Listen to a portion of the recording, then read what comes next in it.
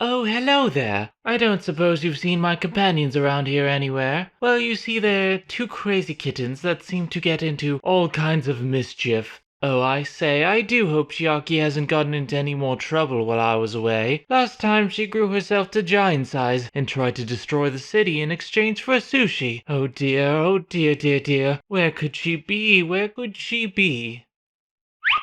Oh, I say, Chiaki, you get back here this instant, or there will be no fish for you for a week. Chiaki.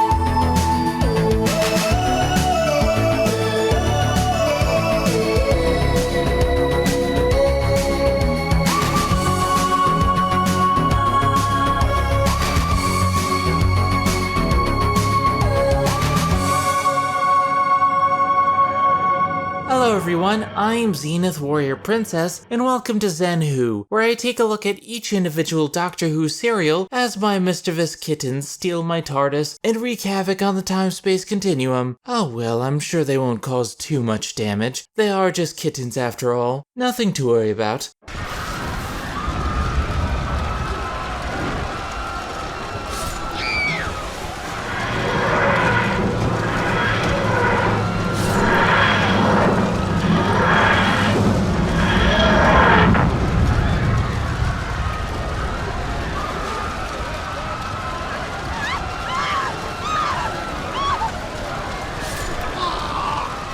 In the meantime, let's take our own journey through time and space as we discuss the long-running series known as Doctor Who. Now, considering the large number of Doctor Who fans out there who have constantly requested me to discuss this show, I can infer that many people know what Doctor Who is. However, as my friend Linkara once said, every episode is somebody's first, and I can't just assume you know everything about British television. With that being said, it's time for a history lesson. Doctor Who is a British science fiction television series created in 1963 to fill a gap in children's and young adult programming on the BBC. Canadian producer Sydney Newman was tasked with creating the show with heavy contributions from Donald Wilson and C.E. Weber. Following several delays, the first episode was recorded in September of 1963 on 405-line black and white videotape, but was re-recorded the following month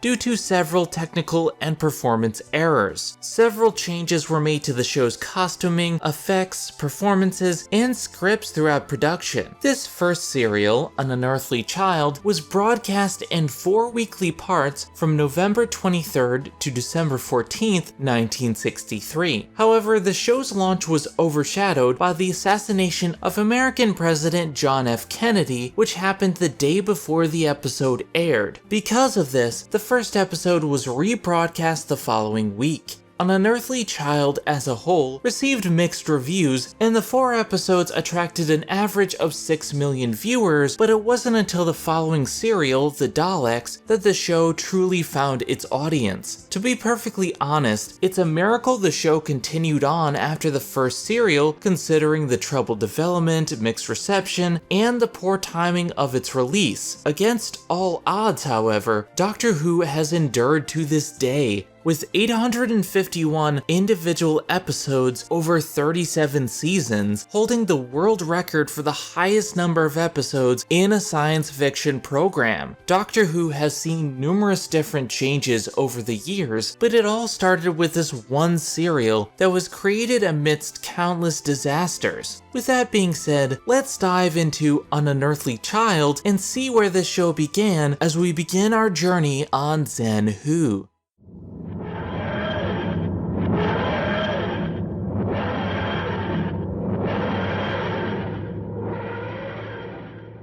The overall plot of Unearthly Child has a rather strange dichotomy to it. On the one hand, the first episode is one of the best individual episodes in the series as a whole, but on the other hand, the first serial is mostly just okay. You see, Unearthly Child has two distinct goals to it. The first episode is an introduction to the series as a whole, while the following 3 episodes serve as an introduction to the plot structure of the show itself. Both are aiming to do different things and have a different feel as a result. The first episode of the show, also titled Unearthly Child, because foreign companies just love to create confusion between the first episode title and the title of the first story arcs, does an amazing job of drawing you into the show. It centers around Ian Chesterton and Barbara Wright, 2 British teachers at Coal Hill School. Both Ian and Barbara are baffled by their student Susan Foreman, who seems to have a genius-level intellect, but somehow doesn't know basic concepts like how many shillings there are in a pound. She is way ahead of the rest of the class when it comes to Ian's science experiments, but challenges him on how seemingly simple they are, and when it comes to Barbara's history lessons, she challenges the lesson, claiming she thought they were on the decimal system. When Barbara asks to have a word with Dr. Foreman, Susan's grandfather, she refuses, stating only that her grandfather doesn't like visitors, and upon further investigation, Barbara discovers that Susan's address leads to an old junkyard rather than a house. Concerned for Susan's safety, and eager to get to the bottom of this mystery, both teachers wait outside the junkyard for Susan to get home. If there's one thing that this episode does better than anything else, it's how quickly you are drawn into this mystery. From the very beginning of the first conversation, I was hooked, wondering exactly what Susan's secret was, and as the episode continues, the mystery just builds and builds to a glorious climax. They don't reach the junkyard until the final portion of the episode, leaving the majority of it to this mystery, and it is very engaging. They show the various different interactions with Susan, and the more you see of her, the more alien she seems to the audience. There is even a scene in the beginning where Susan is dancing along to the radio, but in a manner that is quite odd and not reflective of the era she is currently in. Even though I knew the answer to the mystery, because I had seen several episodes of modern Doctor Who beforehand, I fell in love with the way this mystery was built up. The atmosphere is full of tension, and the fog surrounding the junkyard adds to it as you aren't sure what you're going to find once the teachers arrive. Even when they enter the junkyard, a good portion is spent with the teachers searching for Susan, only to find that she's seemingly vanished into thin air. There's just something about this episode that glues your attention to the screen the more it builds to a fantastic climax. After even more build-up, an elderly gentleman walks into the junkyard, and we finally get the reveal. You see, Susan isn't from around here at all. Both she and her grandfather are aliens who have been traveling the universe in their ship known as the TARDIS, which stands for Time and Relative Dimension in Space. Yep, you heard that right. Their home, which is disguised as a police box in the middle of the junkyard, is a machine that can travel through time and space. It is even bigger on the inside than it is on the outside, allowing it to disguise itself in any time period. Susan and her grandfather had settled in this time period for a while in order to gather some parts to repair some of the functions of the TARDIS and someday return to their home planet. In the meantime, Susan decided to go to school in order to know what it was like to live an ordinary life. She took on the last name Foreman, but as far as we know, she doesn't have a last name, and neither does her grandfather. He is simply known as the Doctor. With their secret out in the open, the Doctor closes the doors of the TARDIS, trapping Ian and Barbara inside. He refuses to let them leave, afraid that they will leak their secret to the world, and the government will step in to conduct experiments. If that were to happen, the Doctor would never be able to return to his home planet. He is very distrustful of humans, and while he tries to explain the science of the TARDIS and his reasoning to Ian, he suspects that Ian will never truly understand because because humans are simple-minded. He's not exactly wrong, considering both Ian and Barbara continue to insist that the Doctor and Susan aren't aliens, even when confronted by TARDIS technology that is bigger on the inside. I mean, guys, you went around the box. You saw that it's bigger on the inside. They're clearly aliens. As the group continues to argue, the Doctor turns on the TARDIS and they're whisked away to another place and another time entirely, ending the first episode. On its own, this episode is simply brilliant, with a build-up to a grand payoff and a mystery that is very interesting, even if you already know the answer. But what truly draws you in is the storytelling device for the show. The Doctor and his companions can travel anywhere in time and space. It is the ultimate storytelling device, allowing an episode to be set anywhere the writers wish it to be. It can be in space 500 years in the future. It could be at the dawn of time, or simply in modern day. The invention of the TARDIS is one of the most brilliant storytelling devices that has ever been created, and it allows the show to continue with these characters no matter what the writers plan to do with them. The TARDIS and the concept of the Doctor was created solely by Sidney Newman, and I commend him for his ingenuity here. I also have to commend Australian writer Anthony Coburn for making the script of this episode flow so naturally. Early science fiction tends to be filled with a lot of technobabble, like multimodal reflection sorting and the like, but this episode was very easy to understand and had quite a bit of thought put into it. However, the following 3 episodes are unfortunately not quite as enjoyable, and I feel it has to do with the direction the show decided to go in, along with its intended audience. As I previously stated, Doctor Who was initially intended to be children's programming, although that has changed over the years. They initially wanted Doctor Who to be more of an educational program, detailing different time periods and showcasing the historic value to children. Many of the serials in the first season of Doctor Who are historical. For example, Marco Polo and the Aztecs are some of the early serials produced for the show, intended to give children an idea of these historic topics. Now, this can be quite interesting, to be fair. I have quite an interest in history myself, but there are some topics that are dull no matter how you try to present it. At the top of this list lies cavemen times, and that is precisely where they decided to set the remaining 3 episodes of An Unearthly Child. To an extent,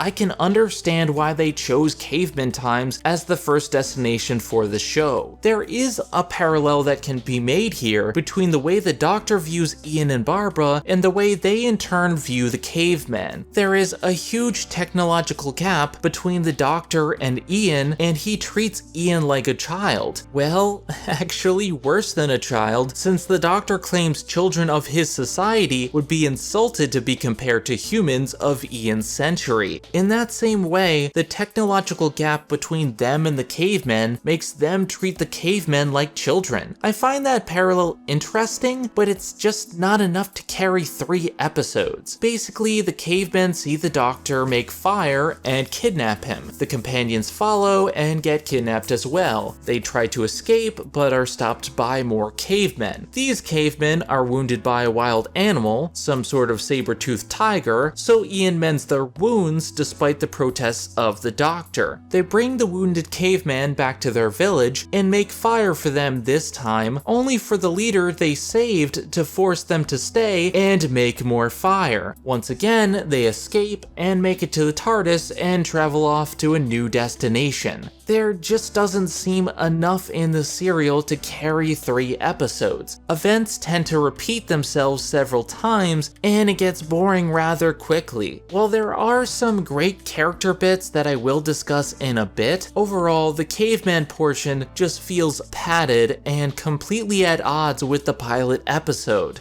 I don't think the Caveman episodes are necessarily bad per se, but there's not enough substance and it really falls flat after that amazing introduction. In terms of characters though, Unearthly Child does a wonderful job throughout. From the very beginning, Ian Chesterton captured my attention. William Russell commands your attention with his performance, questioning the Doctor every step of the way. He's a science teacher, and when confronted with how little he knows, he wants to understand, and that's something I can get behind. He also has a wonderful scene where he rescues the caveman and lectures the Doctor about helping others. Despite their touchy relationship, Ian does have an effect on the Doctor here, and he shows not only willingness to learn, but to help others in need, which is quite admirable. The Doctor really took me by surprise in the serial because I'm used to the modern incarnations of the Doctor, but here we have this cranky old man who looks down on humans and doesn't believe they are worth saving. This Doctor is far more alien and curmudgeonly than any other incarnation. Once I got past the initial shock, I have to say I love this grumpy old man. I love when he lectures Ian about the technology of his ship and how he wouldn't understand it, and of course when Ian doesn't understand the explanation, he gloats and laughs because he was right. William Hartnell does a fantastic job of being calm and collected when questioned in the junkyard, but also revels in how smug he can be to Ian. The Doctor has a long way to go to become the Doctor I'm familiar with, but I love this incarnation quite a lot. I think the caveman portion works really well for the Doctor's character as well, because we see how vulnerable he can be. He may be intelligent, but he's also an old man and he has moments of weakness when he apologizes to Ian. Another great character moment was during Ian's lecture where he's forced to help the caveman. He has to be shown the value of human life, and this is the first stage of his character development. As for Susan and Barbara, they don't have much development in the serial, but I like them nonetheless. Jaclyn Hill does a wonderful job as Barbara, playing the more curious teacher and accepting things more readily than Ian, although I do wish she didn't play up the damsel in distress angle quite so much during the caveman portion. I know this was a thing during the time period, but I don't really care for it personally. Carol Ann Ford emphasizes the alien nature of Susan extremely well while serving as a bridge between the Doctor and the teachers. When I first saw the serial a few years back, I thought she seemed a bit too alien, but I honestly think that's the point. She's an alien child wanting a normal life, and while she acts extremely strange numerous different times, she is far more human than the Doctor is right now, and does a fantastic job of playing off of everyone else. As for the cavemen, well, they do an alright job, I guess. I did find the cavemen speak to be a bit much at times, but these actors physically do their best to sell every scene, and that is admirable, even if I found their story to be rather boring. In terms of presentation, Unearthly Child is a television show from the 1960s, meaning it's a tad rough around the edges, but for the most part, not too bad. The serial was broadcast in black and white, so I can't really comment too much on the costumes, but the sets are very well done. They do a good job of bringing you into the cave environment for the most part, although the backdrop is pretty noticeable next to the TARDIS during those scenes. Then again, I can't be too harsh because it feels like a theater production, and that was the best you could do back then. Television was still in its infancy at the time, becoming widespread in the 1950s, and most shows at the time were aping radio dramas and theater. It does feel a bit dated, but I still found it highly watchable. In terms of music, there isn't much to discuss aside from the opening theme song. From what I understand, it goes through many different incarnations over the years, but for this serial, I quite enjoyed it. The song itself feels haunting and alien, but extremely catchy as well, while the visuals evoke the idea of traveling through a new dimension, kind of like the Twilight Zone and how they did their visual intro. I think it still holds up, even though it is a bit simple compared to recent themes. Overall, I think An Unearthly Child is a mixed bag. On the one hand, I love the first episode and would highly recommend it to anyone looking to get into Doctor Who.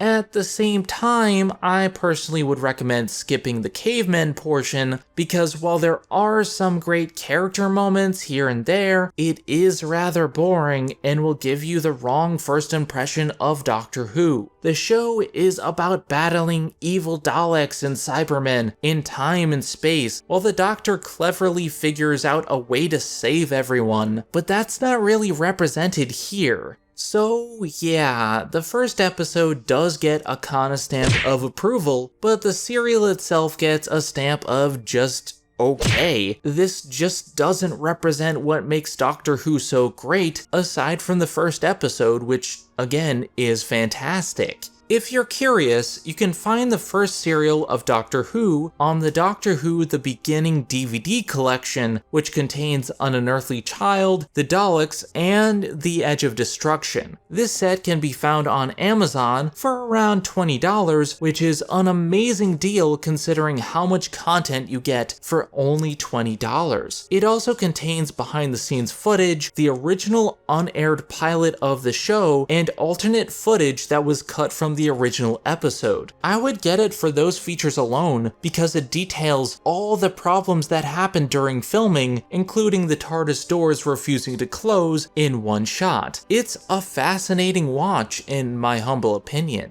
In any case, I'm Zenith Warrior Princess, the cutest of buns, and I will see you on the next episode of Zen Who. Don't forget to like, comment, and subscribe so you too can join the Bun Squad, my army of cute fluffy bunnies who watch my videos. And don't forget to hit the bell so you receive every single notification of each new episode. Have a good one, everybody.